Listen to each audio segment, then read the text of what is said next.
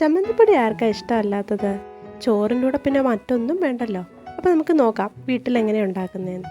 കുറച്ച് വെളുത്തുള്ളി, കുറച്ച് കൊച്ചുള്ളി, ഇഞ്ചി, പിന്നെ ഉണങ്ങിയ കുറേ തേങ്ങ ചെറുതായിട്ട് മുറിച്ചത് എല്ലാം മിക്സിയിലിട്ട് ഞങ്ങൾ ചെറുതായിട്ട് ഗ്രൈൻഡ് ചെയ്തെടുത്തു. പിന്നെ കുറച്ച് വറ്റൽ മുളക്, കുറച്ചാണ് 2 പാക്കറ്റ് വാങ്ങിച്ചു. അതിങ്ങനെ അതിനകത്തിട്ട് അതിനെ ഒന്നിച്ചൊരു ഉരുളിക്കകത്തിട്ട കുരുമുളകും കൂടെ ചേർത്ത് ഇനി നമ്മളത് കരിയാപ്പിലയും കൂടെ ഇട്ട് ഇളക്കിയിട്ട് നമ്മളിനി നേരെ നമ്മുടെ പണിപ്പുരയിലേക്ക് പോവാണ്.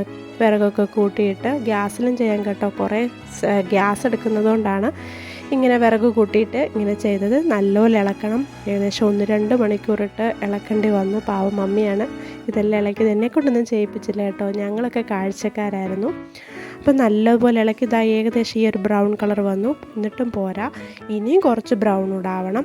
ഈ ഒരു പരുവ് എത്തുമ്പോൾ അമ്മ പിഴിയുന്ന പുളി ഇട്ടില്ല, പിഴിയൻ പുളി അതിട്ട് അതിനകത്ത് ഇടയ്ക്ക് പിന്നെ കുറച്ച് വെളുത്തുള്ളി മാറ്റി വെച്ചായിരുന്നു കേട്ടോ. ഒരു പിടി വെളുത്തുള്ളി മാറ്റി വെച്ചായിരുന്നു. പിന്നെ ആ പിഴിയൻ പുളി ഇട്ട് നല്ലപോലെ അതിനകത്ത് ഇട്ടിട്ട് ഇതിന് ഈ പരുവം ഒന്നിച്ച് മിക്സിയിലിട്ട് ഗ്രൈൻഡ് ചെയ്തെടുക്കുകയാണ്.